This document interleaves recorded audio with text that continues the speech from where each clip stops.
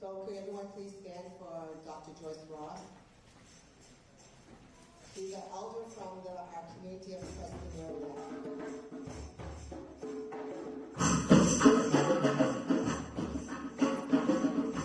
Yes! Woo!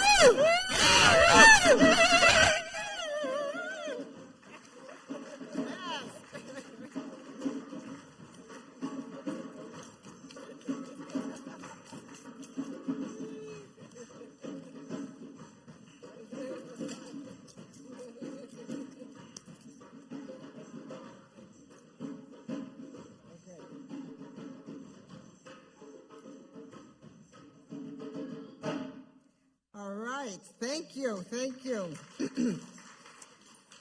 So I just want to say thank you to the drummers, Wayne Hamilton and Io and Robert. And there's I just want to do a little bio for you so that you know who we're referring to.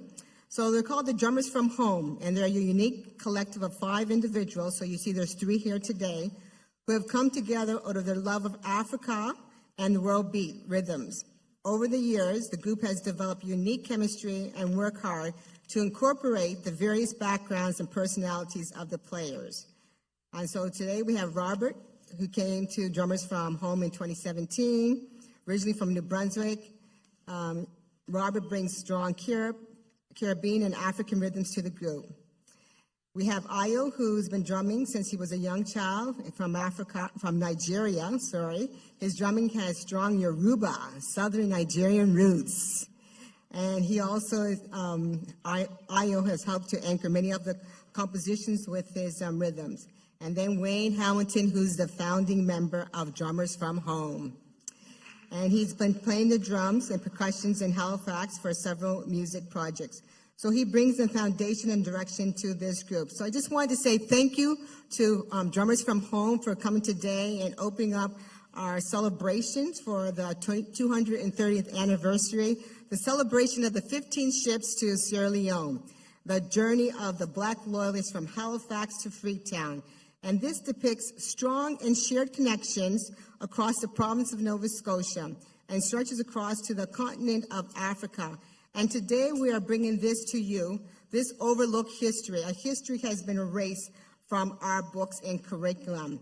And this is also the largest single return of people of African descent in history returning to Africa. The Black Loyalists' journey of courage and community is a celebration today. And so we're so pleased to be here in Halifax Central Library, the Paula Regan Room, to bring forward this commemoration. And so before I begin, I want to ask Dr. Joyce Ross, who's an elder from our African Nova Scotia community. And she made the journey to Sierra Leone to attend the 100th anniversary. And I want to request permission to speak and conduct the remaining of the program for hashtag 1792. So Dr. Joyce Ross, do I have permission to begin? No, just to say yes. Yes. All right, thank you. So Dr. Joyce Ross has given me permission to speak. So I just wanted to continue on then. So Dr. Lynn Jones is going to be our moderator, as well as Karen Hudson, myself. And so I'll just introduce Dr. Lynn Jones. She's a retired activist, that's what she says. She's also a community organizer. She's a mentor. She's involved in various initiatives. She's a member of Global Africa as well. And she's one of the initiators who helped with the Book of Reparation, which we'll talk about later. I'm also the principal. My name is Karen Hudson of Auburn Drive High School and the founder and creator of the Afrocentric cohort. So today I want to welcome all of you to our celebration for hashtag 1792. So at this time, I will now invite Dr. Lynn Jones to introduce our next. Okay, so I will introduce Miss Susie Hanson, and she is actually going to She's going to lead us into our Black National Anthem and O Canada. Let me just talk to you a little bit about Susie. She is a community organizer, a youth worker, and the mother of 7 beautiful children. And isn't it great to see all the young people here today?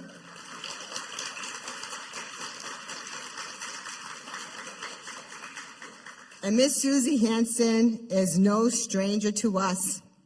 We call her Susie. But in 2021, she was elected as the MLA for Halifax Needham, being the first Black woman to hold the seat in her riding. So I would like for all of you to please stand if you're able. And I want you to sing along with Miss Susie Hansen as she brings forth the Black National Anthem, O Canada.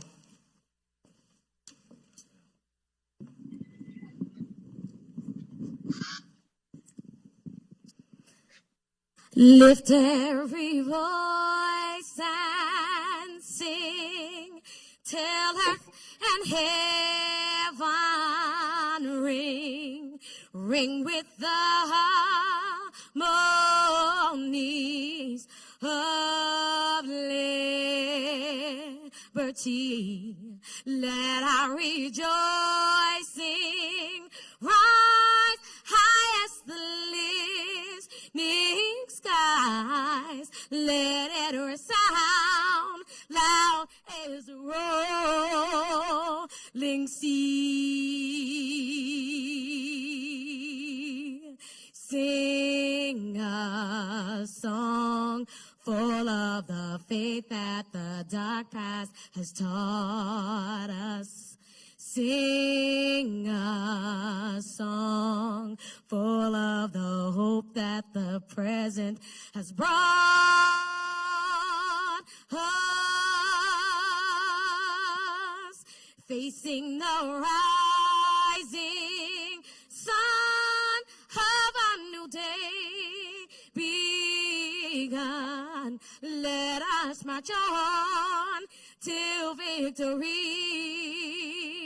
is won. God of our weary years, God of our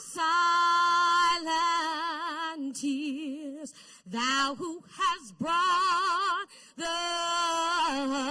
us far on the way, thou who hast by thy might led us into the light. Keep us forever in the path we pray,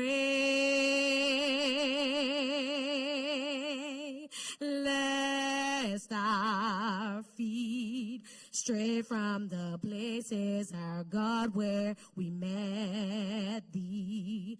Lest our hearts, drunk with the wine of the world, we forget thee. Shadow beneath thine hand, may we forever stand true to our God, true to our native land.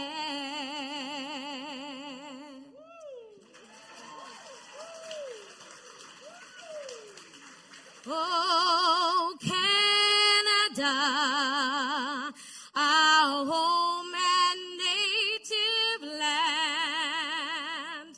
true patriot love in all of us commands. With glowing hearts we see thee rise, our true north, strong and free, from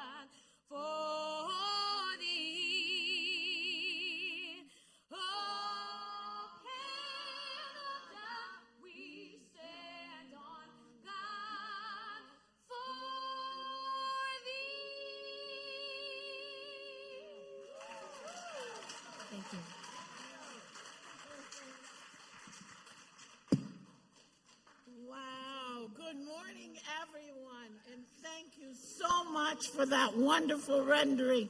Sister Susie Hansen, another round of applause. So powerful. And ladies, gentlemen, committee members, everyone near, far, and wide, because we have people that will be zooming in online, but in particular the youth who have arrived here today for this momentous occasion. Give all of yourselves a round of applause. I can't say how blessed we are to have such an esteemed elder in our midst. And Reverend Dr. Joyce Ross, thank you so much for allowing us to gather, because it's a great acknowledgement of the fact that there's those that have paved the path for all of us to be here today, and that when we do things, so you remember that as youth, that it's those elders that allowed us to be here today and did all the wonderful things so we could go to school and worship and do all the great things. So she's a representative of the many elders that are still with us today, and also the ones that have passed on. We do thank you, and we do thank all of those who have led the path, prepared the path. This is a historical occasion.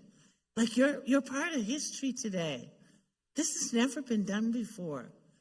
And you're here, and when you grow up, and when years to come, you'll say, I was there at this anniversary, #1792, of the celebration of the 15 ships that left these very shores all the way over to the great motherland, Africa.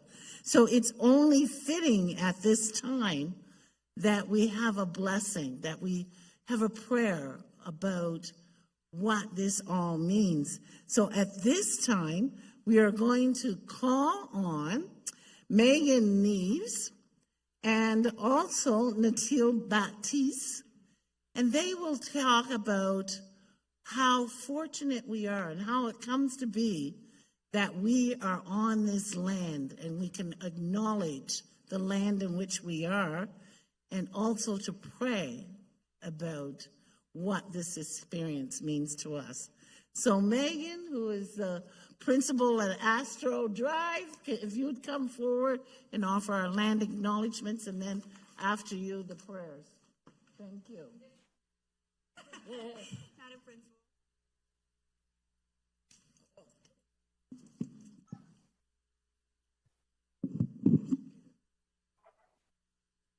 Thank you, Lynn. We acknowledge and we request the presence of Mother Africa and the ancestors whose teachings, strength, and perseverance continue to challenge and inspire our community. We recognize that African Nova Scotians are a distinct founding people in Nova Scotia who have been a key part of the province's culture and history. Ashe. We also acknowledge that this event is taking place in Mi'kma'ki, which is a traditional and unceded territory of the Mi'kmaq and the Maliseet peoples. This territory is covered by the treaties and peace and friendship. We acknowledge that all land in Canada is a traditional territory of Indigenous people. As individuals who reside in Canada, we are all treaty people and all hold the responsibility to respect and honor these laws. Thank you. I would like to introduce Natil Baptiste, elected Acadia Council of Acadia First Nations, to lead us in the opening prayer. Yes, thank you. Kwe Akweliaksekbu, Delawasi, Natil Baptiste, Delawe, Meli Diaj. My name is Natil Baptiste. Well, hello and good morning. First off, my name is Natil Baptiste, and I am from Acadia First Nation, which is in the traditional territory of Keswick in Mi'kmaq. I'd like to just take this moment and thank you for reaching out to me and including me in such an historical day and event. And I wish I was there in person. However, the Creator did not line up my day to do so. But give thanks to our Creator above all. I'd like to start off by giving thanks to our Creator for hearing our prayers and hearing our sisters and our elders who have united over this last week to bring home one of our Elnu sisters, and highlight that we still have two Indigenous women who are still missing from our territory, Linda Francis and Erin Morris. And I pray and continue to pray for their safe return home. But above all, I do ask the Creator to open our hearts, continue to open our hearts to peace and healing between all people. Creator, open our hearts to provide and protect our children, who protect our future, and our elders who protect our past. Creator, open our hearts to respect the earth and be thankful for the resources that it provides to us. Creator, open our hearts to end violence, to end inequality, discrimination, racism, and fear. And I just want to thank you for the gifts of today, for the water that flows in my house, for the trees that are starting to receive the vitamin D from the sun, to be able to have breath in my lungs today. I know that every day is granted to us, and I just want to thank you, Creator, for allowing us to be able to have these moments together. Msit Nogma. Thank you.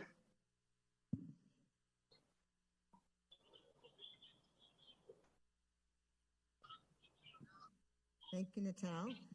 At this time, I'll now call on Catherine Winkler to come forward to bring you a brief history of hashtag 1792 and the project.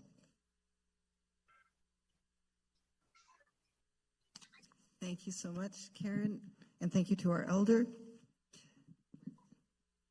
Oh, that's okay, I got it. Hashtag 792 project, you sure? Began as a nocturne art installation called Message in a Bottle, inspired by Dr. Afua Cooper's poem entitled 15 Ships, and guided by ongoing conversations with Dr. Lynn Jones on reparations and the imperative to look at the causes and conditions of this journey. I did not learn about this incredible journey in school, and that is unacceptable as a teacher and as a grandmother of 6 grandchildren and 1 on the way. It's just wrong. And it became clear during the exhibit at Pier 21 that most children and adults across Canada don't know about the 15 ships to Sierra Leone. But all of us can work together to change that. Karen, Carol, Megan, and I decided to make history personal, and we asked students and community leaders to consider, what message would you send to the past? And then to write those letters. We also asked municipalities to issue proclamations. So this is a project of education, community connection, and commemoration. Many of you wrote how the Black Loyalists journeyed to seek justice and a livable life of dignity and opportunity that they did not find here. You, the students, you wrote about the difficulties of broken promises and how things have or haven't changed. Your letters honor the resilience and courage of these ancestors, but also question the racism and failure of the colonial conditions that still echo today. History that moves us to do better is not about those with great power, but those with great heart. The Black Loyalists, they risked everything to find a better home, and that took heart and that took courage. Each ship and each passenger has a story. The last ship to arrive in Sierra Leone 230 years ago today was the Morning Star, and there were 4 additional passengers on board. 4 babies were born on that ocean of hope. Thank you.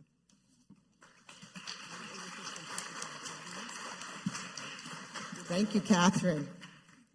So, as a member of the hashtag 1792 project, can you hear me? How about if I go like that? Oh, look at that. See, better. If it fails, try again. So, let's start. So, as a member of the hashtag 1792 project, it has involved teachers and students and community members, and our hope is just to engage, get people involved, and to understand their rich, unique history of Black Loyalists, but also a group of people who came here. And so sometimes we don't have an opportunity to discuss that. And so this is a history that is long overdue. And not only for Nova Scotia, but also Canada. We need to know what's happening in our province.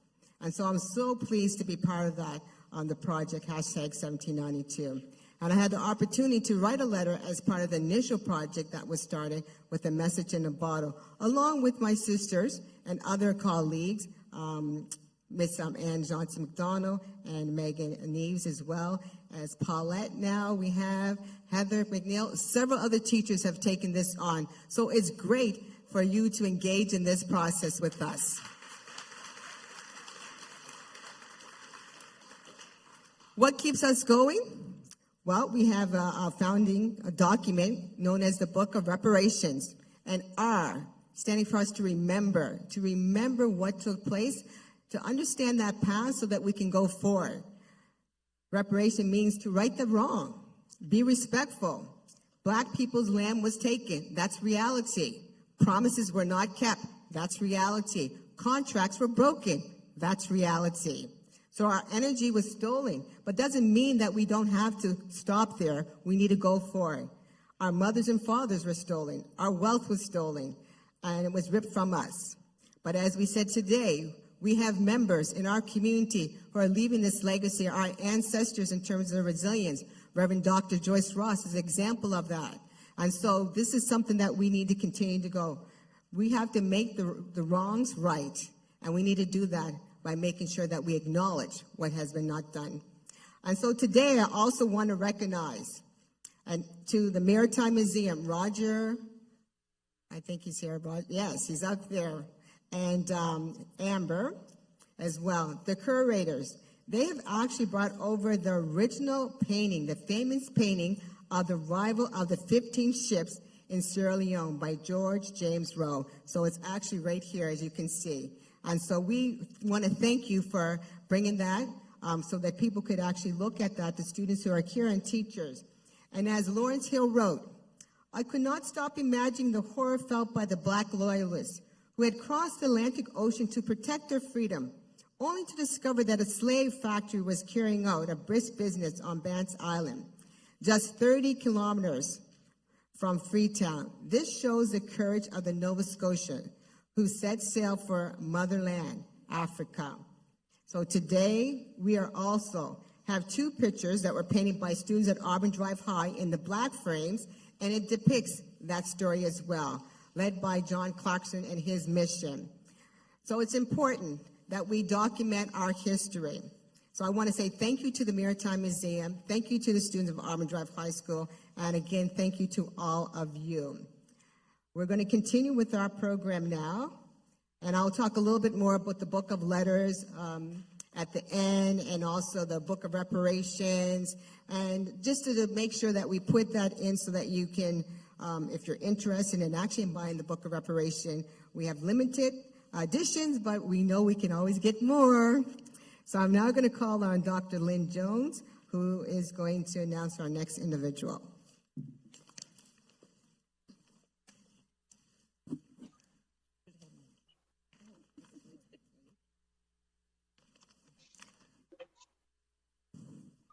Thank you so much, Karen.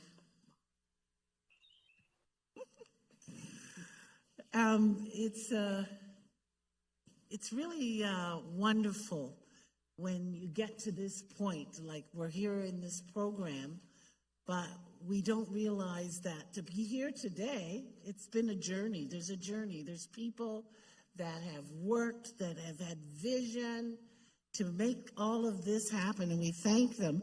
In particular, we thank Sister Catherine Winkler and Karen Hudson, who really took on this project to celebrate something that took place. Like, imagine that. What is it, 130? 230 years ago. And this is the first time, imagine that, in the 230 years that we are celebrating the fact that our ancestors were on this soil in Nova Scotia and traveled all the way to the motherland, to the continent of Africa. And you got some of the reasons how that ended up happening. That's miraculous. And you're here today to be part of this great celebration.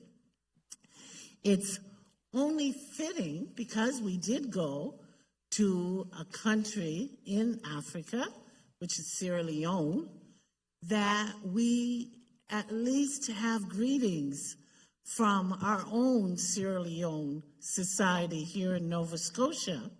And we call on, notice my brother, Mohammed Yafa, has arrived and joined us. So we really look forward to him bringing greetings from our organization in Nova Scotia with an eye and a view to the motherland. So thank you so much for being with us, and I welcome you to the podium. Good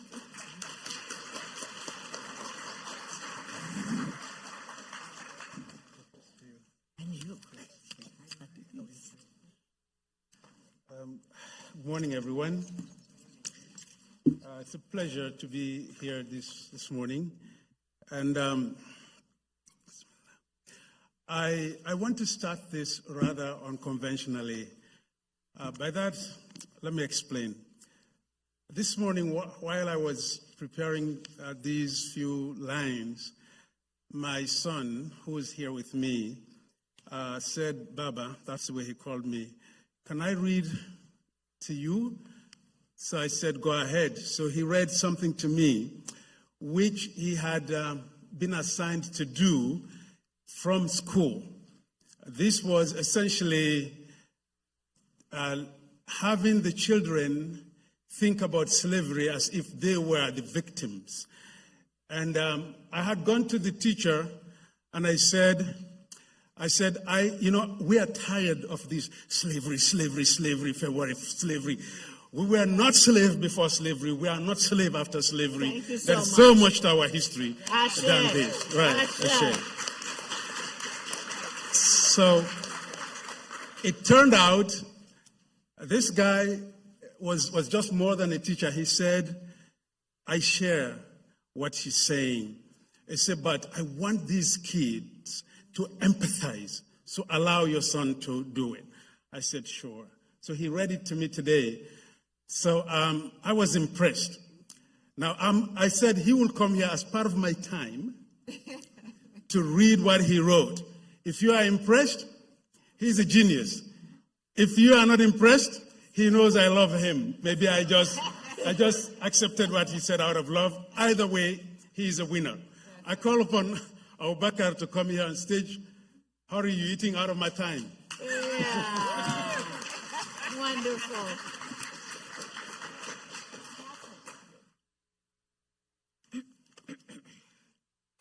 Hello, my name is Abu Bakr Afua.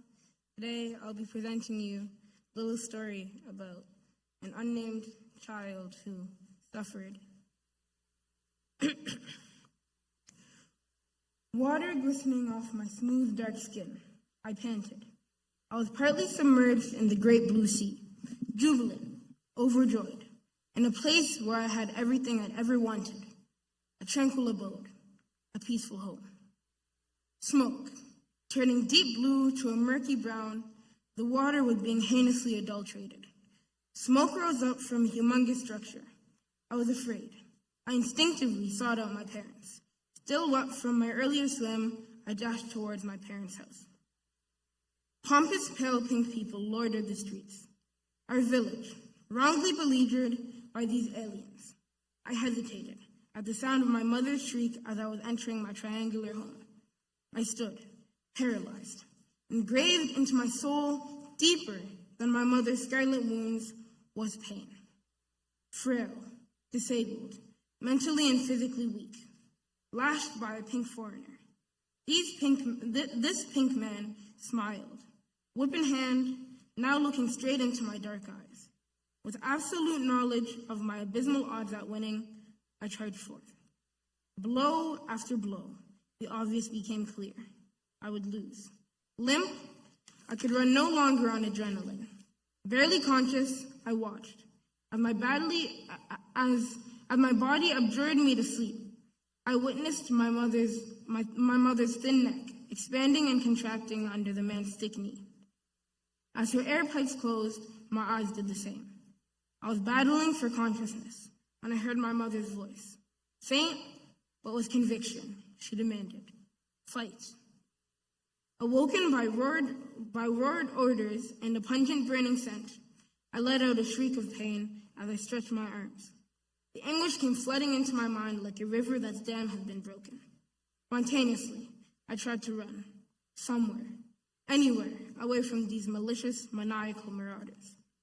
I was bound by gripping iron shackles that went unnoticed on my arms. These shackles hung, tied to a dark wooden pole.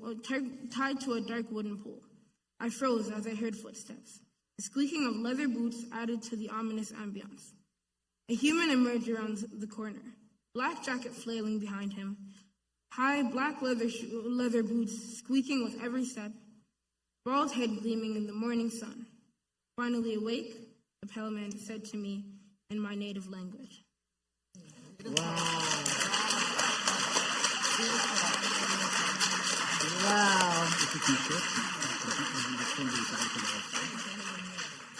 It's unfinished, but it's a work in progress. It's a work in progress.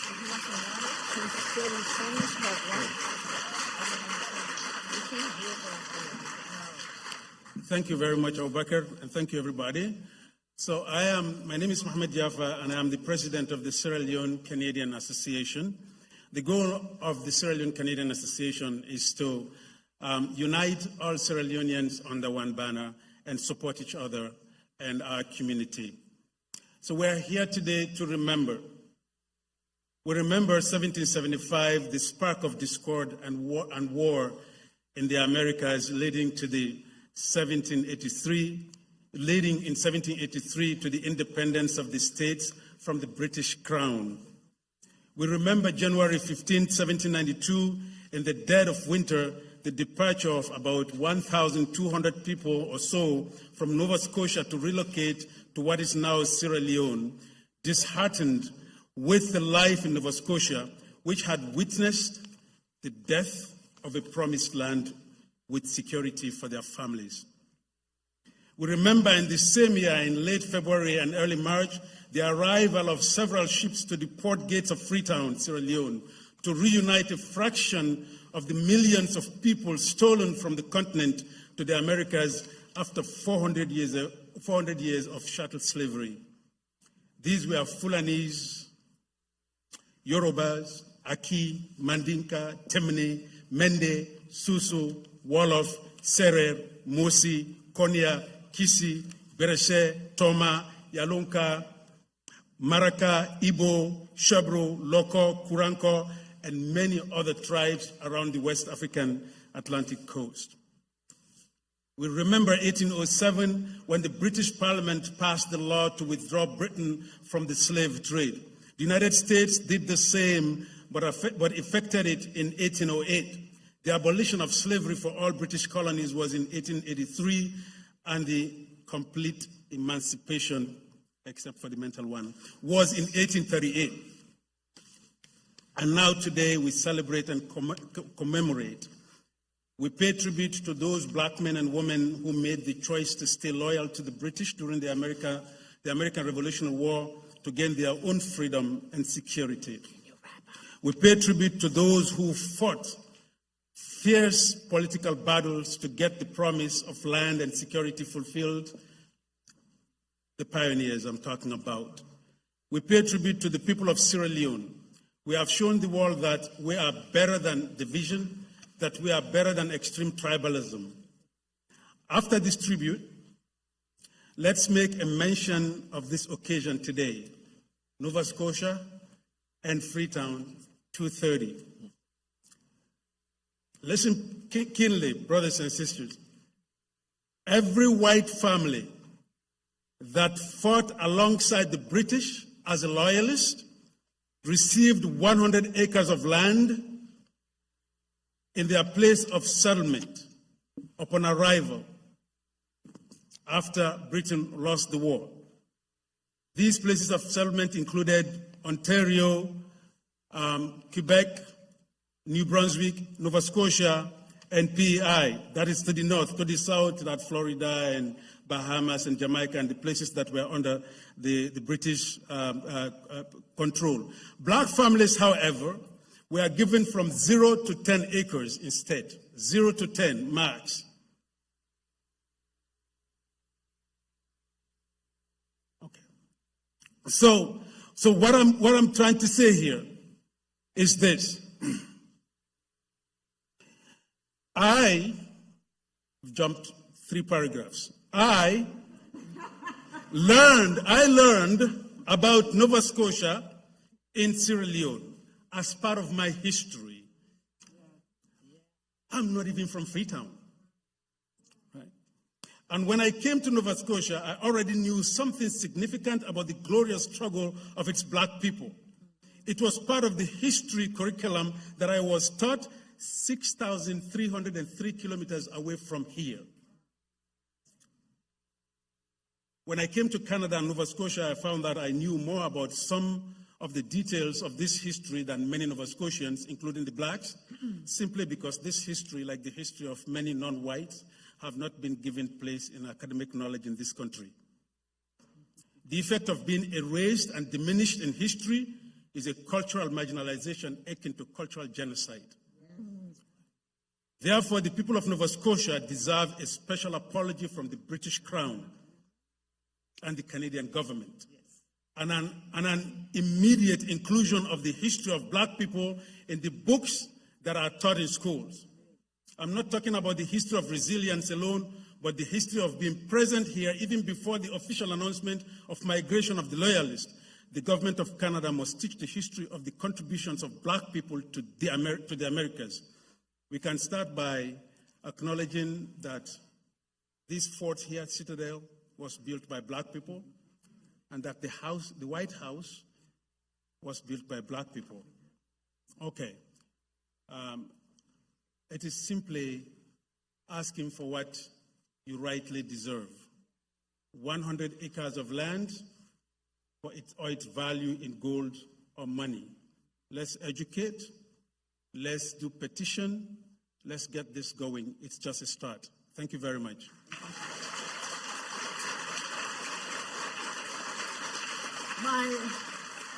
Those were actually amazing greetings and writings by young people is so wonderful. We can't thank you enough. We could have listened to that history all day, because rightfully so. We haven't had it in our school systems. We haven't had it in our homes. It's been totally erased from the memory. So, Brother Muhammad, we can't thank you enough for those greetings and those reminders that you brought here today. Don't worry, we're going to have more events later, and I'm sure we'll have you back again to fill in all those details. At this time in the program, everybody, it's really exciting because we're going to leave Halifax and we're going to go halfway across the globe over to Africa. Give a round of applause for...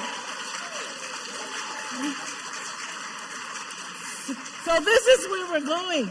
And we would like to invite our Deputy Mayor, Pam Lovelace, to come to the podium. There she is right here, because she's going to be the first to offer greetings and words to Africa. And you'll see that eventually up on your screen. So thank you for being with us. And Africa it is.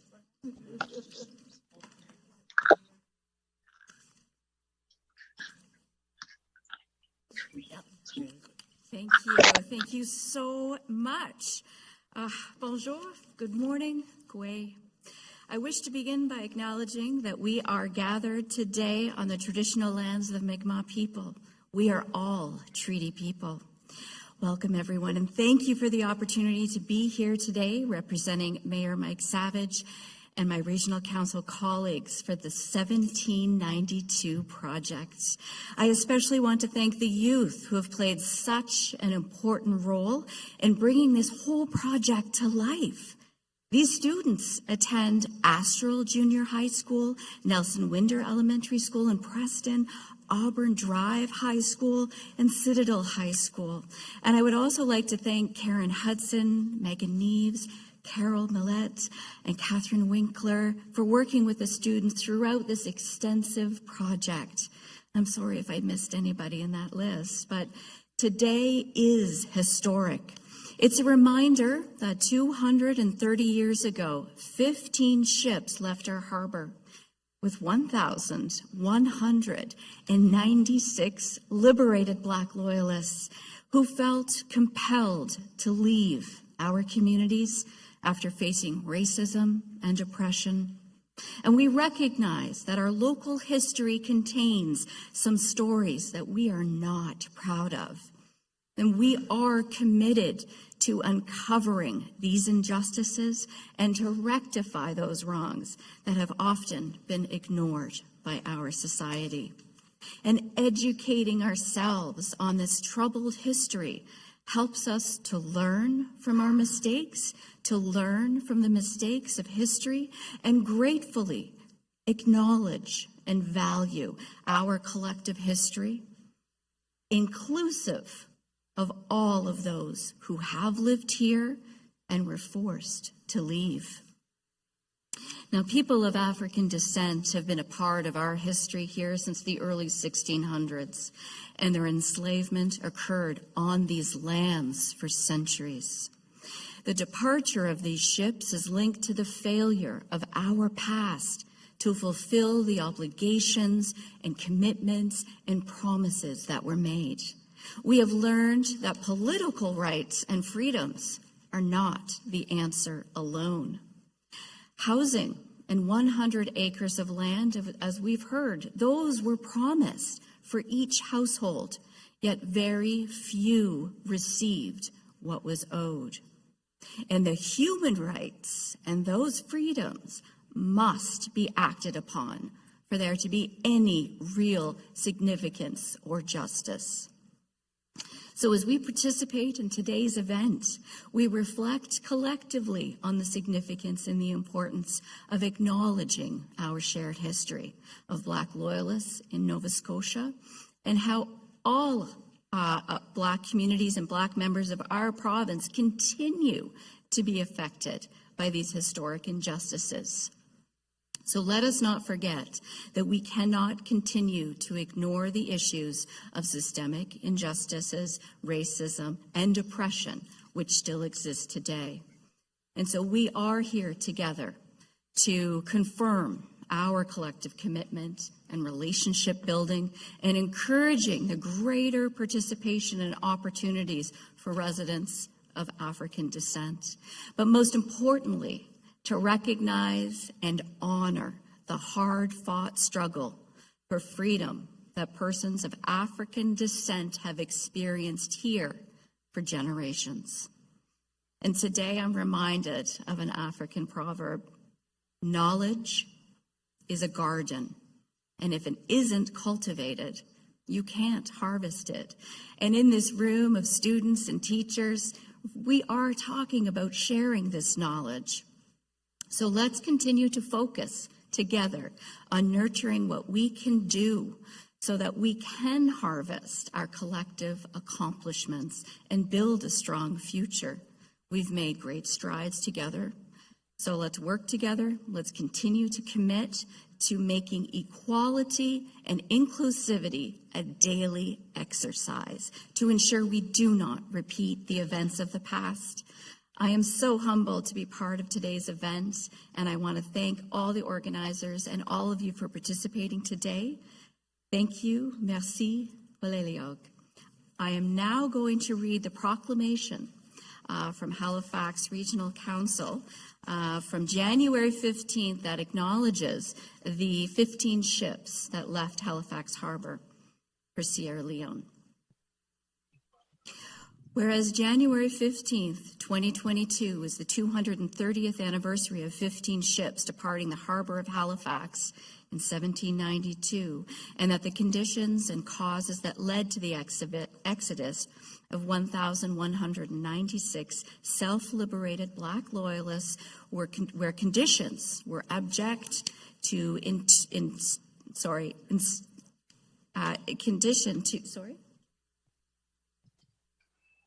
Oh, certainly, of course. Actually, what I'll do is I'll let you know that this proclamation is available on the halifax.ca website. I understand that we are limited in time, and certainly you can have a copy of this. You can contact my office, and we can arrange to have that sent to you. But I would just like to say that it was a historic event, and we at Halifax Regional Council will continue to ensure that we share this knowledge and share these stories. And again, thank you so much to all the students for being involved and all of the volunteers and participants today. Thank you.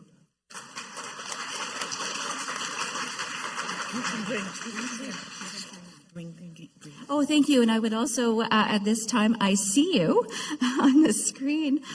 Mayor, would you like to have a few words to say to us? Thank you so much. Thank you very much, Deputy Mayor, and good afternoon, everyone. It's a real pleasure to be here. 15 ships left Halifax on the 15th of January, 1792. And today, exactly 230 years ago, we're celebrating their landing in Freetown, 11th of March, 1792.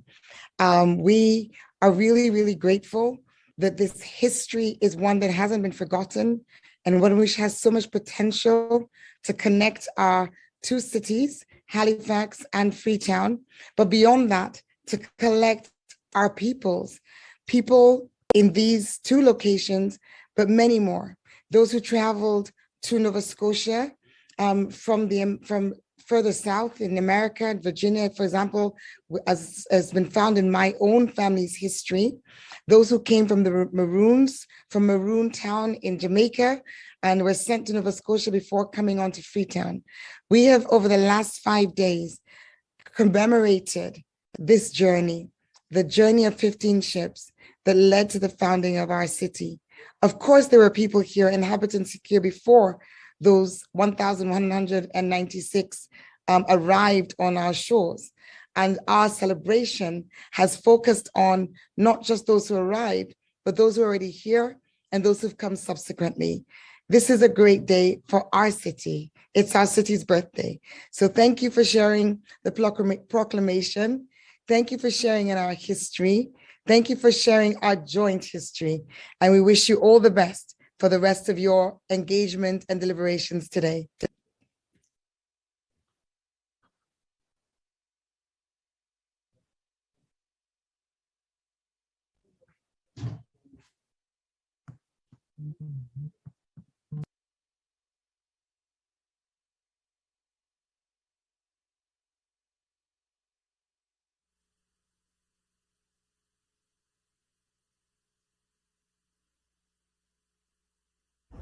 Hi, I'm Maggie Means.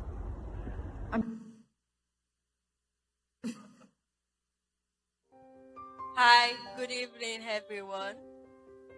My name is Adiola Wise, late granddaughter from Akintola Wise. Well, I'm here to read the letter from a student abroad. To Joseph abroad, the vessel various. I wrote this to you in the future of your time to explain just how thankful we as a Black community are for your sacrifice and years spent to ensure our culture's success. Although you were promised land, and more, it was unfair how they lied to you. But beside that, everything that she did developed the great communities we call our homes today, such as North Pristine, East Pristine, Cherrybrook, and many more. You are probably wondering why this occurs and why people of your skin tone get treated as less than others. But even in today's society, we are all getting called racist names. But over time, it's getting easier as time goes on. But I don't think it would ever be equal. Just as our society takes 2 steps forward, they take 1 step back, and this, I feel, has been going on for generations and more to come. We continue to live our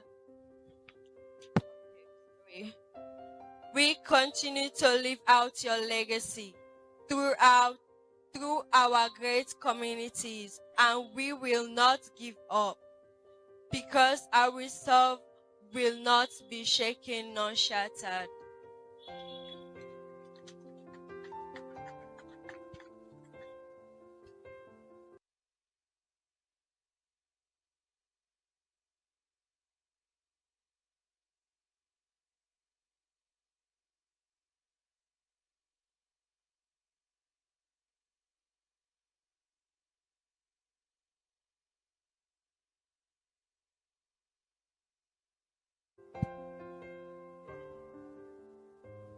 So this letter here, Udage handkerchief na for Pulam. So again, you should remember, know, there been 52 communities been there in Canada where they fought for leave about 9 years and I placed them, man. When it tranga, as I know, Thomas Peter get a Fenway make then get sheep for Freetown.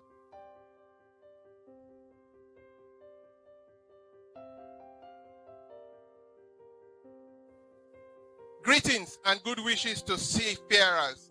I am Karen Hodson, principal of the local high school and a highly educated Black woman who loves her community and is passionate about sharing the deep, rich history of her people.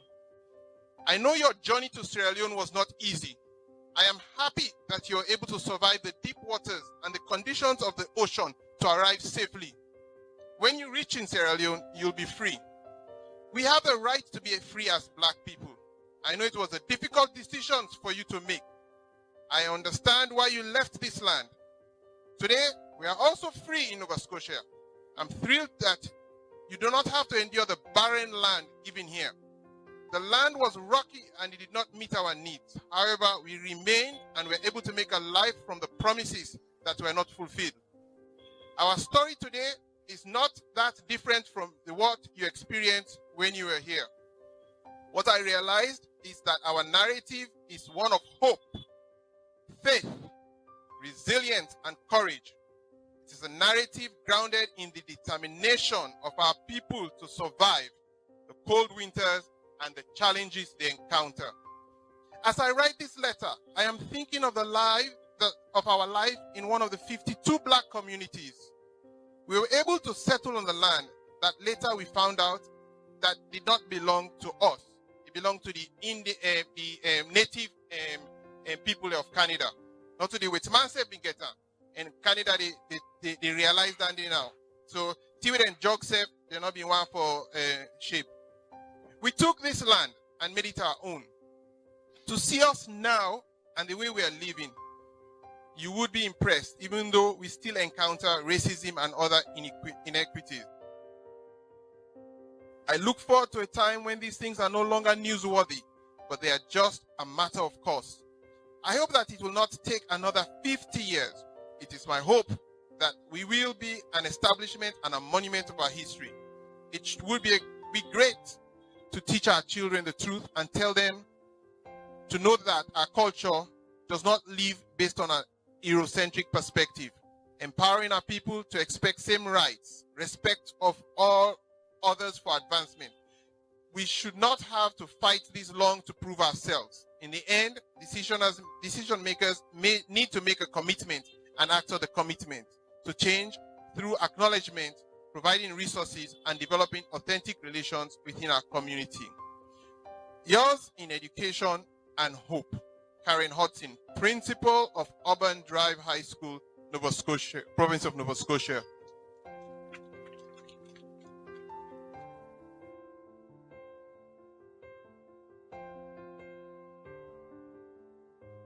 Give me that full side religion. Give me that full side religion. Give me that full side religion.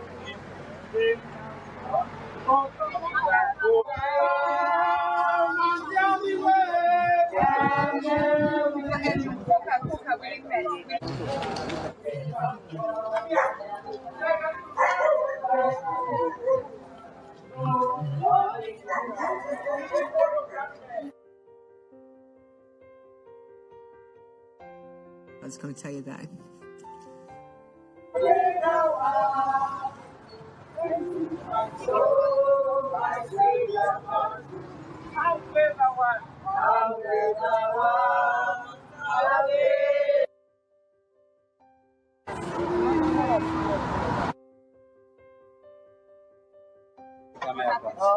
Picture. Sorry, let me move that.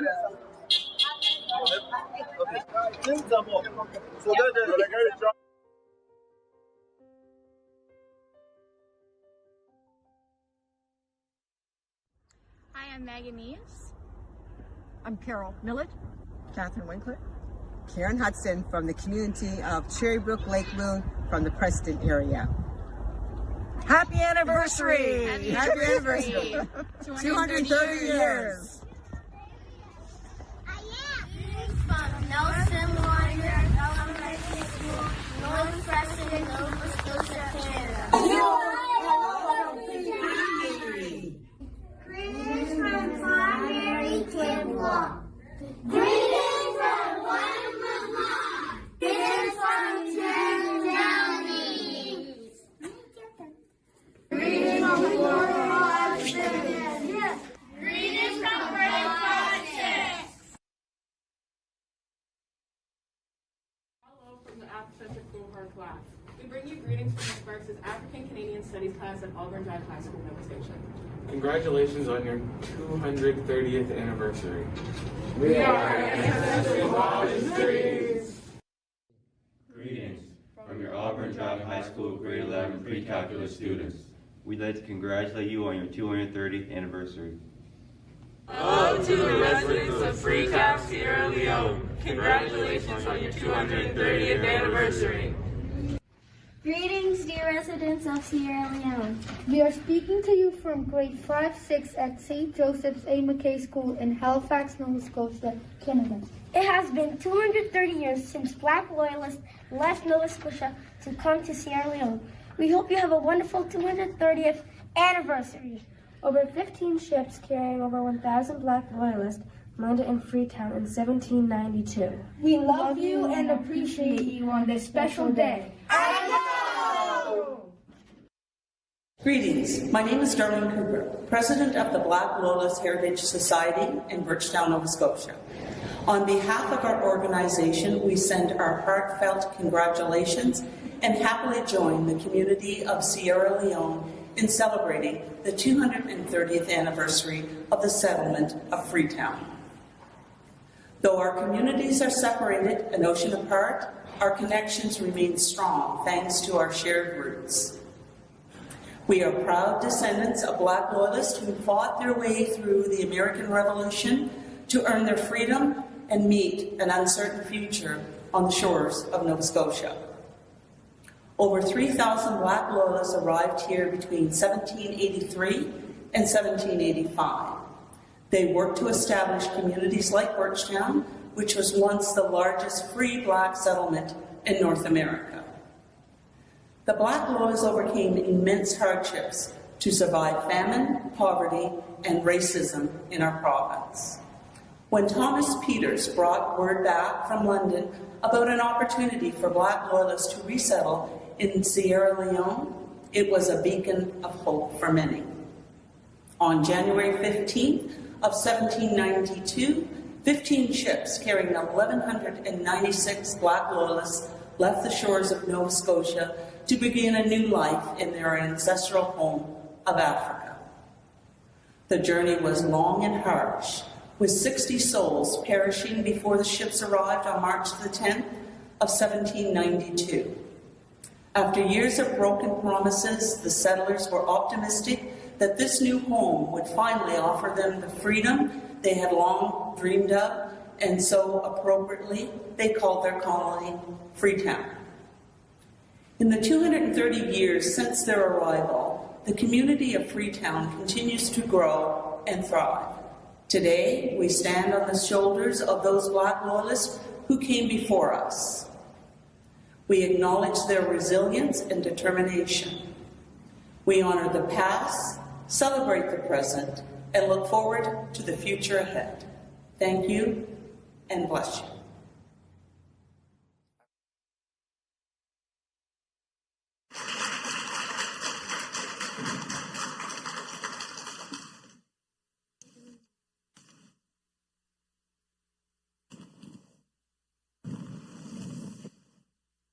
Wow, we were all the way to the continent.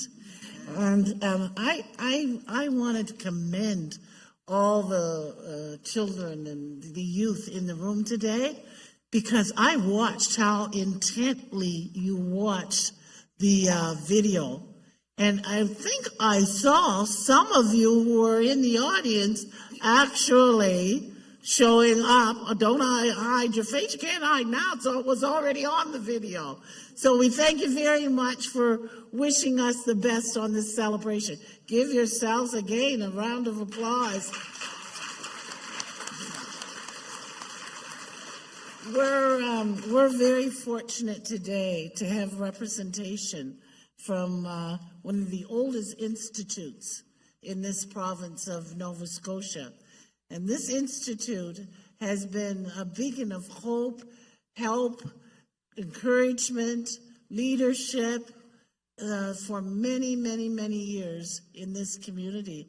So I would like to bring to the podium Reverend Elias Matali, who will bring greetings from the African United Baptist Association, or AUBA as it's affectionately known.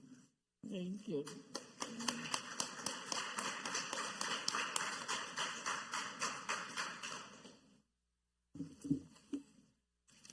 Thank you. Our elder, the moderators, the hashtag 1792 committee, and everyone who has had a part to play in this momentous occasion. It is an absolutely delightful privilege to come and bring greetings today from the African United Baptist Association of Nova Scotia.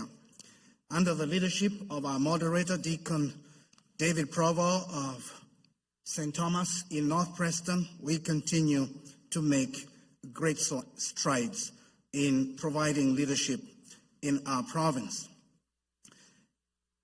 It is a tripod delight for me to be present here today as a native of Zambia in South Central Africa. Zambia is home to what is called the giant slave tree. It's a baobab type big tree where individuals who were captured were chained together around that tree before being separated, some going to the east coast and others going to the west coast.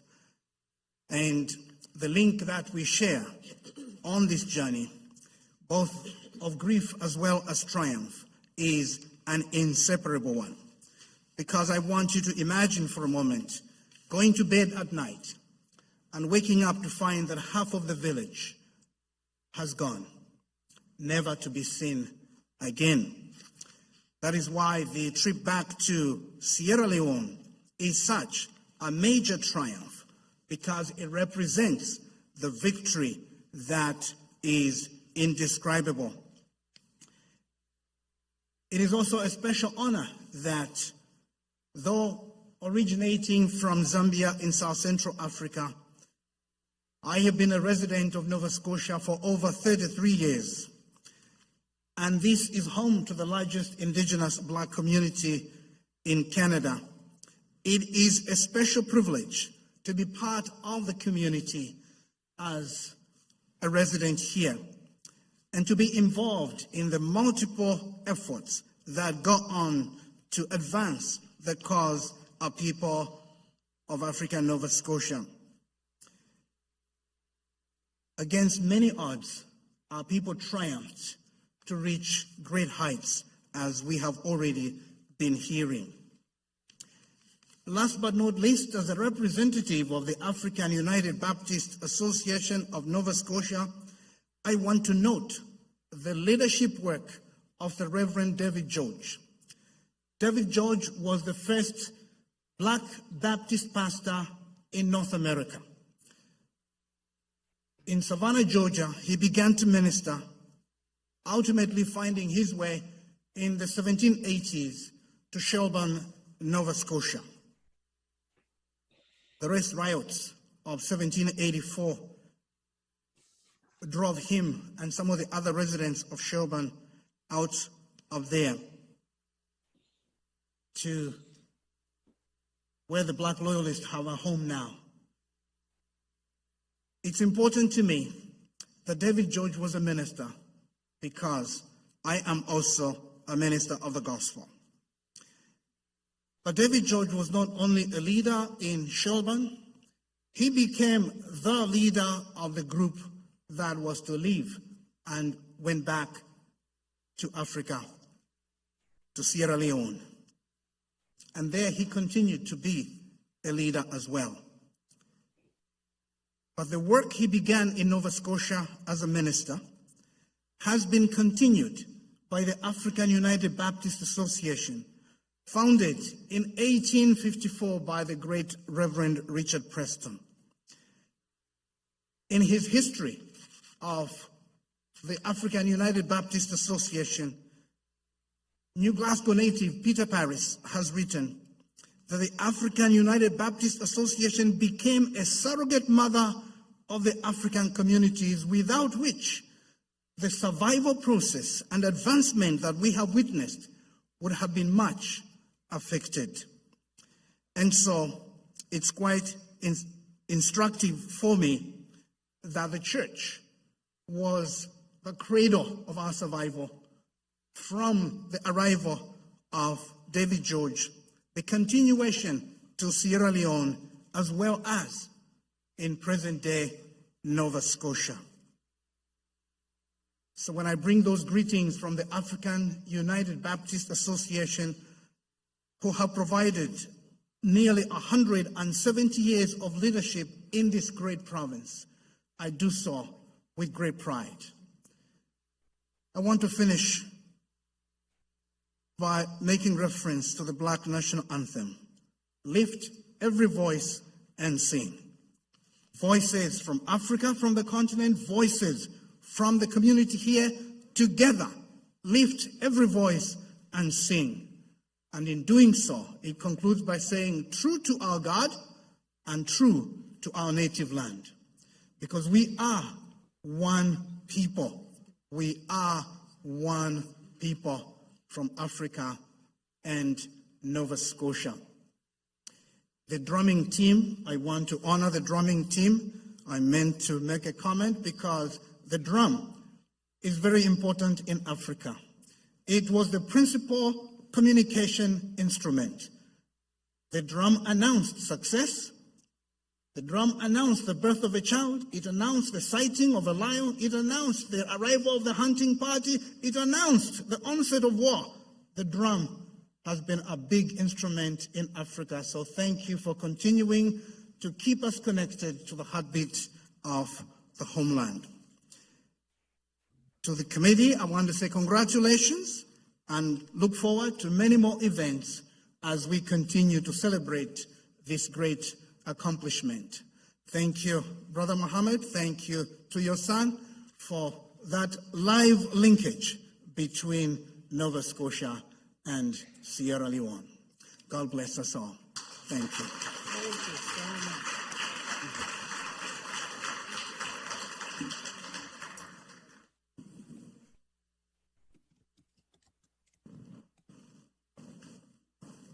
Thank you so much, Reverend Matali. Can you get that for me, please, Karen? We're moving to the last parts of our program. So we ask you to hold tight as we, thank you, as we, we're going to be almost completely on time. This is amazing. But we couldn't do this program without bringing in, and we've had little tidbits of history, but we're really fortunate to have with us coming in, they're going to be zooming in, is Reverend, I'm so used to all the reverends. I've elevated her to Reverend, but Dr. Afua Cooper. And the reason that we're so excited that she's going to bring us a couple of words is that she is one of the foremost and well-known historians that do history in this country. And one of the things as part of her bio that is not here, and I just like to raise, is how absolutely thrilled and pleased we are that we've had the privilege of having her reside in this province. She could have been anywhere in the country, but to choose to be with us and have our own resident expert on the topic here is just amazing. She's a multidisciplinary scholar, author, and artist, all these things wrapped up in one, and is a fellow at the Warren Center for Studies in American History, Harvard University. She is the principal investigator for a Black People's History of Canada project housed at Dalhousie University, where she teaches and holds a Killam Research Chair. Dr. Cooper was really honored by Maclean's magazine. If any of you've ever had a chance to, you younger folks, you need to go to see what a great magazine for Maclean's, as one of the 50 most influential Canadians. She's a celebrated poet, and we're going to hear from a young poet before we close out after Dr. Cooper, and was awarded the Portia White Prize, Nova Scotia's highest recognition for the arts. She is also a winner of the J.M. Abram Atlantic Poetry Award for her poetry book, Black Matters. So at this time, we will hear from Dr. Afua Cooper. Welcome.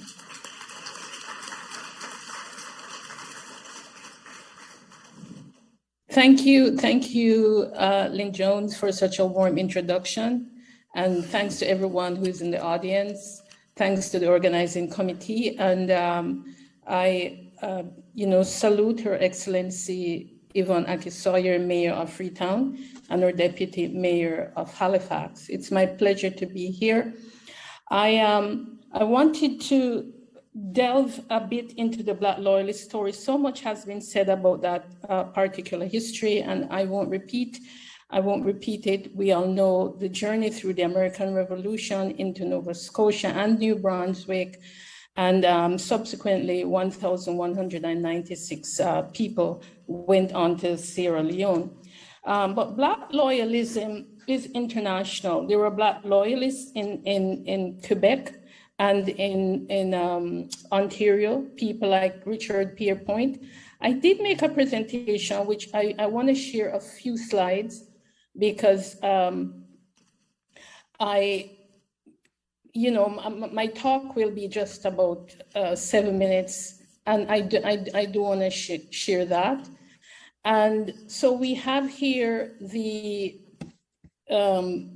Richard Pierpoint, for example, who was a Black loyalist from Ontario. It's just important that we recognize international Black loyalist experience. So when we're gonna do that huge thing, we know there were Black loyalists who went to Jamaica, other places in the West Indies, Bahamas, Germany, France, and the UK. And Richard Pierpoint lived in Ontario. We know his origins were from Senegal. We also know of Thomas Peters, one of the main architects, in fact, the architect of the exodus to Sierra Leone, because he went to London when things were so bad in Nova Scotia and New Brunswick for the Black Loyalists. And Peters is interesting because he lived in both provinces and had families in both provinces. And then he went on to London when, you know, the racism got so intense and the people were so disenfranchised, and hence the Sierra Leone opportunity came up. So, and you know, they also sent John Clarkson to Nova Scotia to help to organize the exodus. But Peters was a member of the Black Pioneer and Guides. He a fighter in the American Revolution.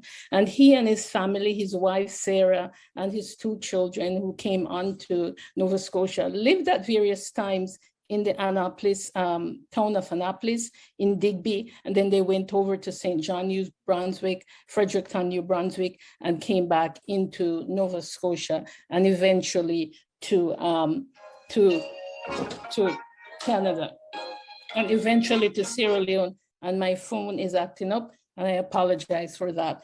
So I will go on and say that the Black Loyalist experience, we're delving now into Nova Scotia and the exodus to Sierra Leone. And I just want to say that this topic is such an important topic in Canadian history and in Nova Scotian history and in maritime history as a whole, but it has been covered up, as I've said in another occasion. It has been erased from popular consciousness. And that's one of my jobs, I think, as a historian, as a member of the community, as a descendant of enslaved Africans, is to, and given the training I received and my interest, is to bring these stories to the fore, and also as a poet. And in 2014, at the Maritime Museum at the Atlantic, we had this opportunity to do a residency. And one of the things we had to do was to use artifacts from that museum. And I used the artifacts, the painting of the 15 ships. We had to use an artifact to tell the story of the Black Loyalists. And so I composed the 15 ships of Sierra Leone poem. This was in 2014. And I performed to hundreds and hundreds of people. In 15 ships, they sailed from Halifax on the big wide sea. They were Black Loyalists, chasing freedom. They were Black Loyalists, taking freedom wherever it might be. Free settlement on the coast of Africa. In 15 ships, they sailed from Canada, bound for Freedom Land, Sierra Leone. I won't say all of the poem. You can check it out online on YouTube, but this was my homage, my homage to these great, wonderful people, our ancestors who left these shores. I also want to say that in 2020, before the pandemic hit, this was February 4th, 2020, who knew that the world would change? The government house, which is the Lieutenant Governor's residence in Nova Scotia, hosted me to give the presentation, the Black History Month presentation. And for my topic, I chose the Black Loyalists. And my topic was presenting on the exodus of the Black Loyalists from Nova Scotia and their arrival to Sierra Leone. It has been this theme, kind of like obsession of mine, that the world, our communities in Nova Scotia and New Brunswick and the rest of Canada and the rest of the African diaspora know this story. So here's this image, a photograph of me at Government House giving the lecture. And this lecture would not have been possible actually without the efforts of the Creole Heritage Society of Nova Scotia and Canada, which is headed still presently and at that time by Mrs. Rosamond Luke. It was Rosamond, as the president of the Creole Heritage Society, who organized this lecture with the Lieutenant Governor. And here's an image of Lieutenant Governor, Honorable LeBlanc, his wife, Mrs. LeBlanc, Rosamond herself, and Marie-Hélène Leboeuf, a friend our friend and a resident of Nova Scotia. I should also like to add that Rosamond is a direct descendant of David George. Reverend Mutali just spoke about David George, the Baptist, that pioneering Baptist preacher who left Nova Scotia and continued his work in Sierra Leone. Rosamond is a direct descendant of David George. And I should also like to add, bringing things together, that this morning there was a flag raising ceremony, the Sierra Leone flag being raised at the Grand Parade. That's Halifax's City Hall, right in front of Halifax's City Hall. This morning, I think it's over. I wasn't there, I'm on the road at the moment, but it's wonderful that here the flag is raised in Nova Scotia. And throughout the years, in 2019, there was this wonderful conference on the Black Loyalists and on the departure, again by the Creole Heritage Society at Dalhousie University. There were people from all over the world who came, people from Sierra Leone, people from the United States. The bus trip down to Birchtown, where a tree was planted for David George. And so I'd like to take this opportunity to just call out some of the names of some of the immigrants, people who left, our brothers and sisters who left on these ships, fleeing racism in Nova Scotia and Canada. 1,196. And as Mrs. Cooper, the president down at Birchtown Loyalist Society said, 60 died on board. So think of that, 60 people died before they reached Sierra Leone. But here are some of the names: Harry Washington, Cato Perkins, Isaac Anderson, Murphy Steele, Thomas Peters, Anthony Elliott, Boston King, and both Anthony Elliott and Boston King were also preachers and continued their work in Sierra Leone. Henry Beaverhoot, Mary Perth, Violet King, Sarah Peters, John Kizell, John Karankopone, Lydia Jackson, and I'm gonna call the names of 12 Thomas Peters' children, John Peters and Clary Peters. These are just a fraction of the people who went. I mean, it warms my heart to think that, you know, these folks, they had the resilience, they had the strength. These people were Black Atlantic revolutionaries. They resisted enslavement. They fought through the American Revolutionary War. And they came into Nova Scotia and they said, you know, they were patient. I mean, to be patient for 9 years, to endure race riots in Birchtown and Shelburne, to be denied opportunities because of their Blackness. They were patient for 9 years, but after a while they said no more and they headed out. So we owe it to them. They were anti-racist fighters even before the time we coined the term anti-racism.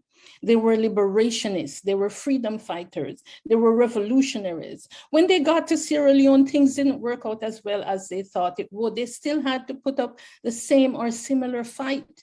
There was a Beaverhoot petition, Henry Beaverhoot, petitioning the colonial government, the Sierra Leone Company, saying this was not what was promised to us in Halifax and in London. In Sierra Leone, they still didn't get the land. The whites controlled the waterfront property. The Sierra Leone Company expected them to work, you know, for the company and not become the independent people, independent farmers that they wished to become. So it's such a joy to be here. It's such a joy honoring these individuals. And I want to say that the more we do this, the better. We have been commemorating the departure and the arrival, but this 230th anniversary is really special. You know, we don't have to wait another 220, 222, 228, 230 years to commemorate these resilient people as they sailed into Halifax Harbour, as they sailed into Freetown Harbour, on these 15 ships and built a new community, built this new town that they called Freetown, where, you know, Freetown is really special. Freetown was one of these places in the entire world, in the entire Atlantic world for a while, where women had the vote. You're talking women had the vote in 1794.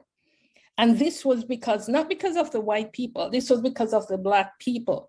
The Nova Scotians who, I'm sorry about that. I thought I had turned it off. The Nova Scotians who came, and the other people who came into the province and set up these really democratic structures. They weren't into monarchical structures. They were into democratic structures, and where women got the vote, and women had a very elevated status in that society. So Freetown is really special. When women in Canada and United States and wherever, France, didn't have the vote, in Freetown, women had the vote. So I salute you, Freetowners. I salute the mayor. I salute everyone here at the Halifax Central Library and in Nova Scotia itself, who took the opportunity to pay homage to these freedom fighters and to our ancestors. Thank you very much.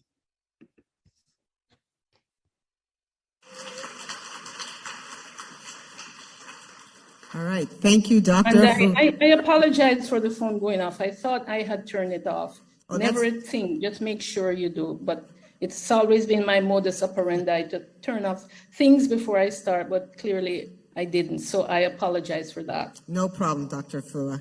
Thank you for those words. Our story, our ancestor, history comes alive. I'm going to call on Carol now to talk a little bit about our proclamations. Just indulge a few more. We're going to have our poet, and then we're going to bring up our young people to do their reading of their letters.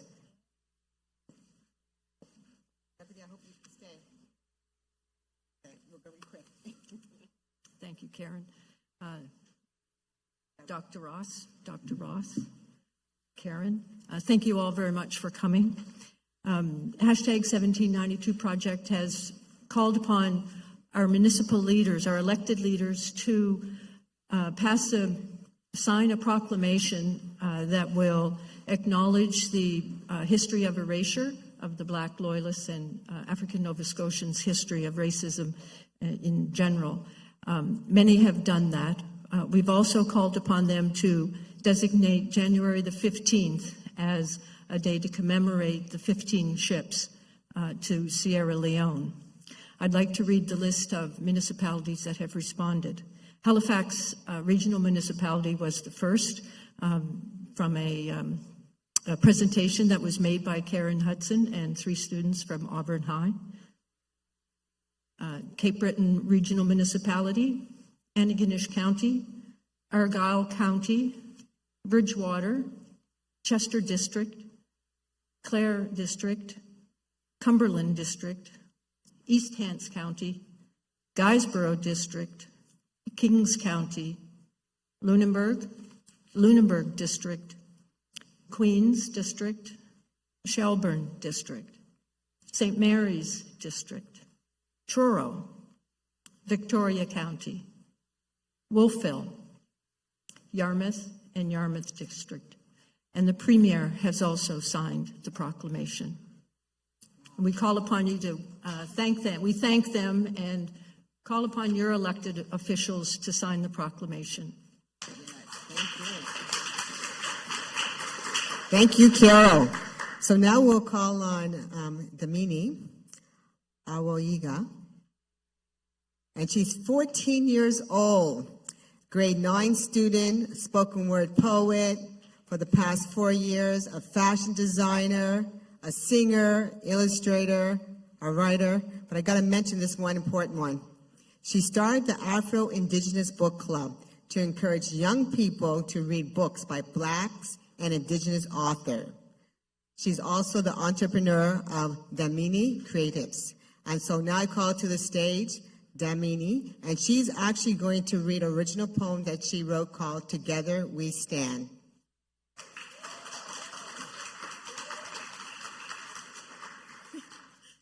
Can I get my mask off my earrings? Take your time.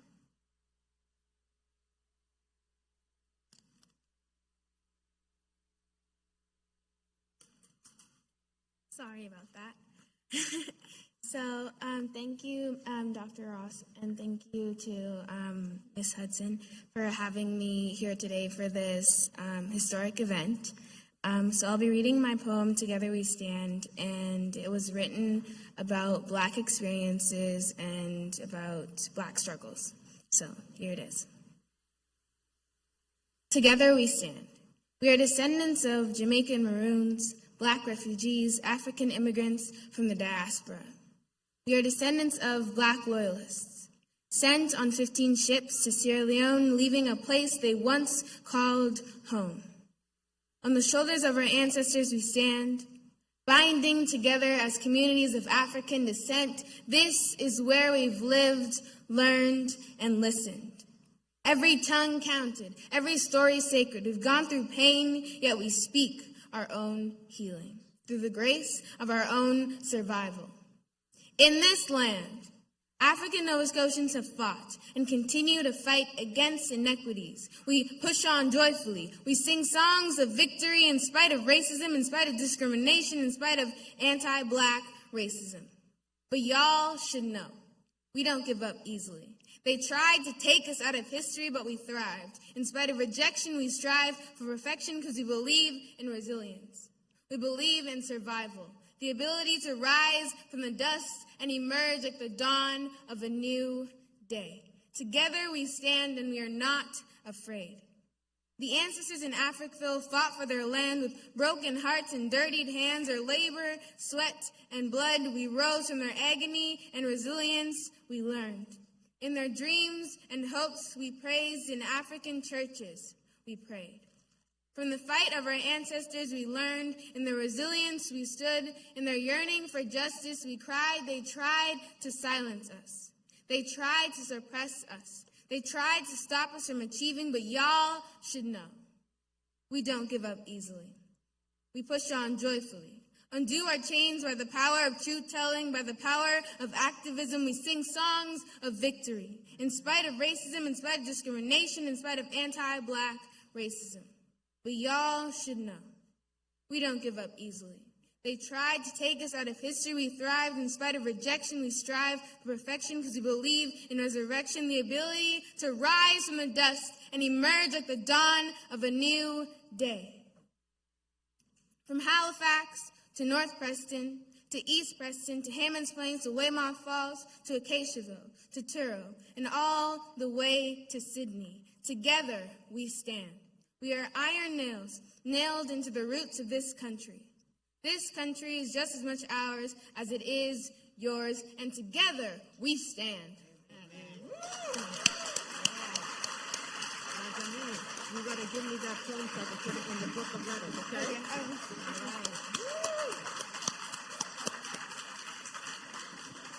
Brilliant. That's what our children are, brilliant. Absolutely brilliant. Damini, we would like to call you back to the stage so that we can give you, actually, Megan's gonna bring over a thank you gift for your performance. Thank you. All right, wonderful. Yes, let's give her another applause. And her poem is going to go into the book of letters as well. Yes. All right, so the time that you've been waiting for, we've got some really special performances right now. We've got some readers who are going to read their letters, who submitted to the book of letters. So we've got Nelson Winder and we've got S-Jam. So I'm going to call them to the stage now. And Auburn, Zay, you reading yours? I got it here. All right, or Zion. All right, so we're going to come here because we waited patiently, and then we have a little treat for you that we're going to bring to you as well. All right, so who's going to go first? S-Jam, Nelson Winder. Let's go. Come on up.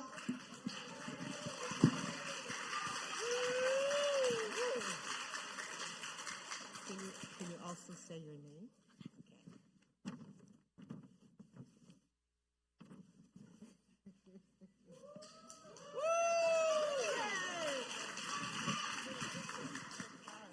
Thank you. Dear Black Loyalists aboard the Lucretia ship, when you got on the ship, did they treat you well? Did they give you food?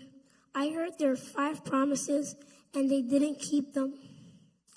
I live in the future where I can go to school without segregation, but there is still racism in some places. When you got to Nova Scotia, the land you were given was rocky land, and it was way colder than southern USA. And you had to make pit houses and campfires to live. Some were mad and complained to the government and said, "We want to leave." They left for Sierra Leone to Freetown. How did you feel in Freetown? Thanks for making history. Because of you, I feel that we're able to live a much better life. You taught us how to grow food and to survive hardships.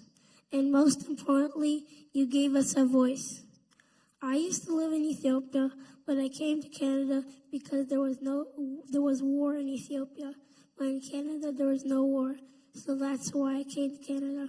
Sincerely, Samson Kabeda. Thank you. Thank you. All right, so we have another one. Good job. Awesome.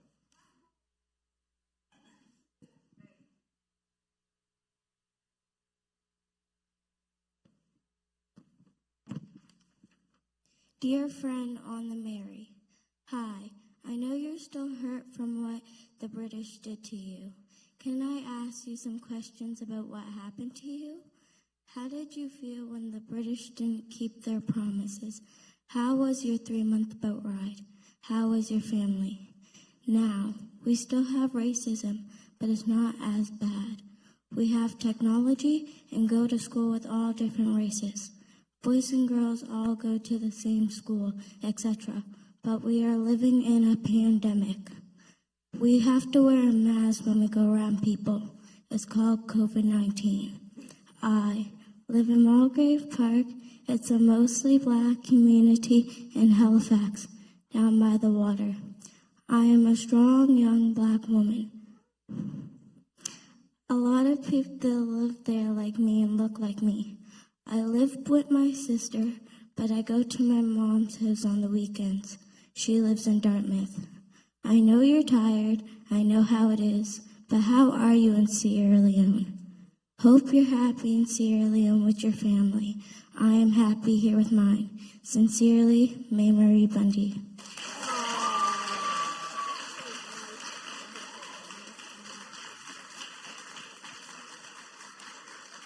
That was wonderful. Beautiful.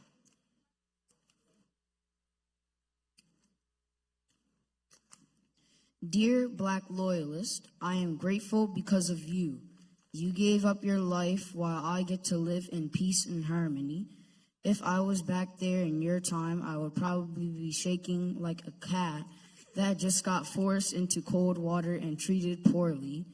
You probably think of yourself as just a normal person like everyone else, but you are somebody the world will remember, because if you weren't there, we probably wouldn't be either. I hope you are living happily wherever you may be, whether it's where I am or in heaven, but wherever you are, we still love and respect you within our hearts. We will not treat you poorly because we might be poor. We will not treat you poorly because we're rich. We will treat you how you treated us. You treated us like kings when you were the king. You treated us like a golden brick, and we will treat you like a golden man or woman. Love, Corvée Clayton from North Preston.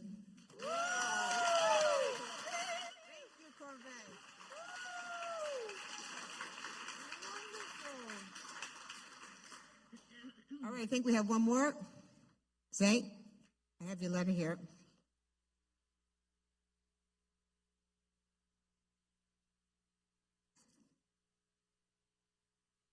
Is she coming down? No? Okay. All right. I want to say thank you to the little ones for performing, or actually saying your letters today. Absolutely remarkable. They were phenomenal. It just shows you how gifted our children are. They really are gifted. And I think they deserve another applause, the ones who came up to read the letters.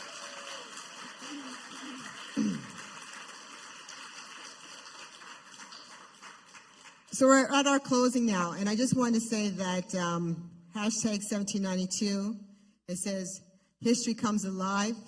We are history, and we're making history today. It doesn't end, though.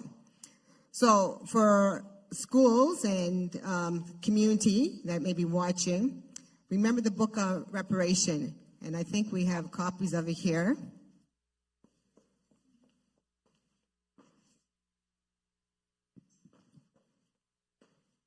So just in case you don't know what it looks like, I just want to show that to you. So R is for reparation here. And this was done by the Global African Congress. And by our children who are now a little bit older now, but this could be you as well. So this is something that you probably like to get a book for your school here. I will have them.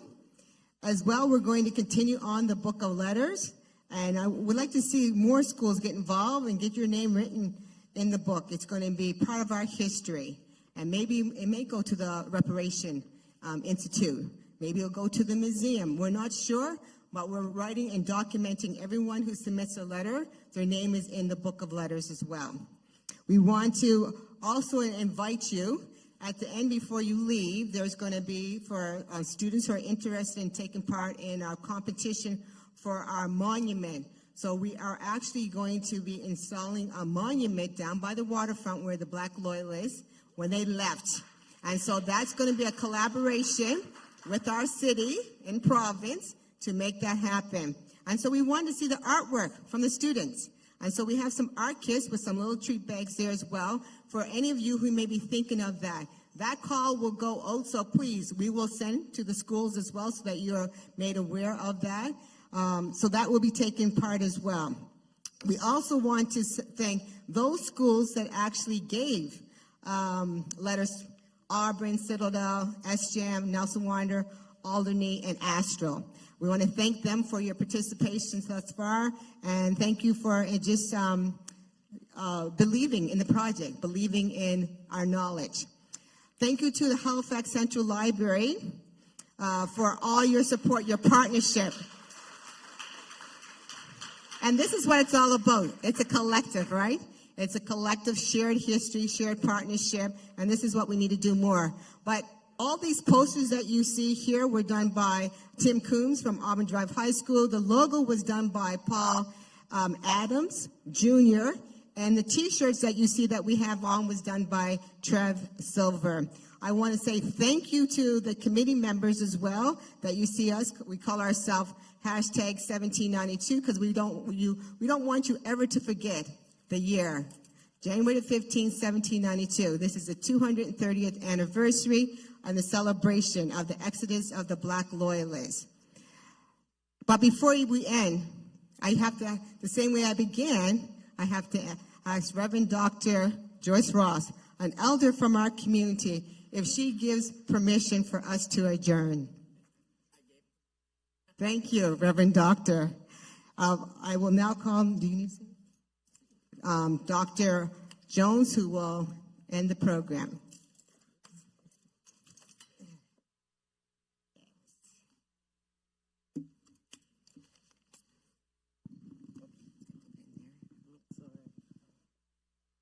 Wow. It's been quite an event. Thank you, Reverend Matali is making sure we get the claps in. We, as Karen said, we want to thank everybody for being with us today. I'd like, just for the organizing committee, there's only a few people that helped put this together. Could you just wave, stand if you're not standing? I know I see Catherine and Carol and me and Karen in the back. And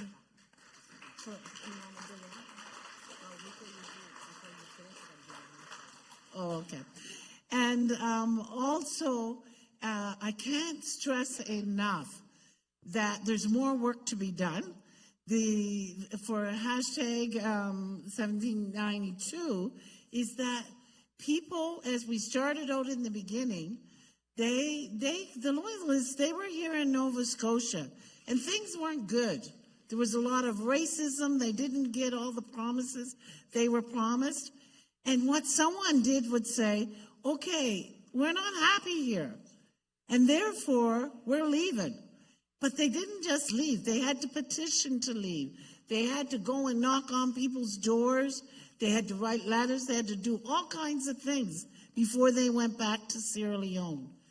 But that means that we in this generation, we have work to do. We've got to carry the torch. And part of that torch that we need to carry is to acknowledge that they were here and all the things they do.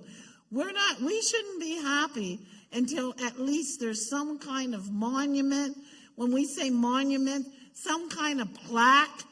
How many plaques don't you see around town? How many statues? Anybody see any statues in town? But not of these Loyalists and these brave people. So those are the kinds of things that we need to do, is start lobbying our parents, lobbying our municipal officials, which we already have heard from our deputy mayor here today.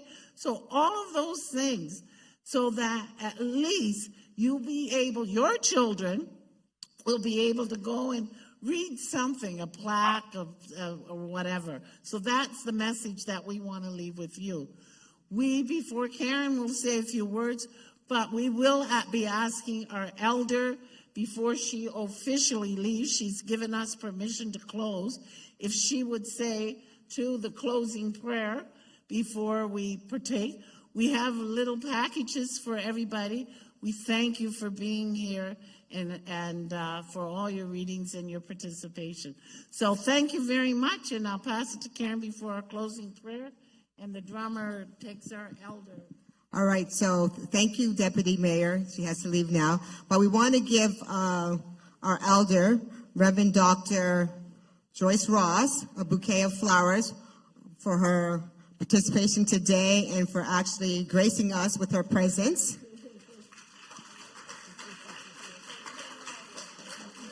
So she celebrated 100. Now she's celebrating 230. And so God has blessed her, so I want to say thank you. We also want to give to Dr. Lynn Jones as well for assisting with the moderation today, a bouquet of flowers. And we have another set of flowers that we would like to recognize. Catherine Winkler. She's probably surprised, and she'll probably say, no, I don't want those, but yes, you're going to get your flowers as well. And in terms of all visionaries, so it's really important for them to inform us with information, but for us to take that information and to keep going forward. So thank you, Catherine. I also want to thank Mike Hall, because he was amazing. Thank you, Mike, and your team, and Nicole and her team as well, for all the work that they did. Drummers, you're going to drum us out or finish this off? Oh, prayer first, sorry. Prayer and then drummers. Good afternoon to all of you, Sister Karen and Dr. Lynn and everyone who had a hand in putting this together, into the students and the teachers. It is a wonderful presentation, and we cannot talk enough about our history and bringing our history alive. I know I'm going to be supposed to be giving the prayer, but I could not give the prayer without just saying 30 years ago I walked Freetown and Sierra Leone. And I was treated like a queen, and it brought back memories because I attended that church. And in the list of names, when we went to attend the university, the taxi driver that drove us, his last name was Colley. And my name, before I was married, was Colley. So I was so excited. So we're there, and we're here. So I just want to say thank God for the blessings. So let us close in prayer. You can stand for prayer, please. Lord Jesus, as we come here this afternoon to bring this History Come Alive session to an end, it has been an honor and it's been a blessing to be here. And I pray in the name of Jesus that these young children has got a great deal of information from this presentation. I thank you for the teachers and for Sister Karen's dream of bringing this a reality. Our history has been so distorted and lost. I had to travel all the way to Sierra Leone to find the book on the trip from Nova Scotia to Sierra Leone. First time I saw it, but I have it, and I thank God for it. So I just want to say thank God for you. Continue on with your history. Never be proud of your history. We have so much to contribute. We have contributed, and we will still contribute. But we have a long way to go. We come a long way, but there's still a way to go. Just when we think we're reaching the highest level, there's always something that tries to bring us down. But we serve a risen Savior who is in the world today. Jesus sees us. He knows us from the inside and out.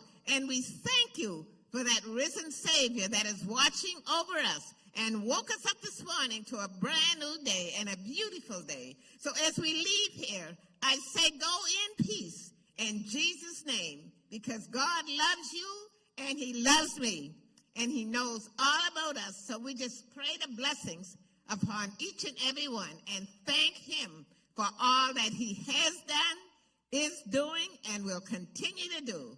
So I thank him for my life and my blessings and yours as well. Go in peace in Jesus' name. Amen.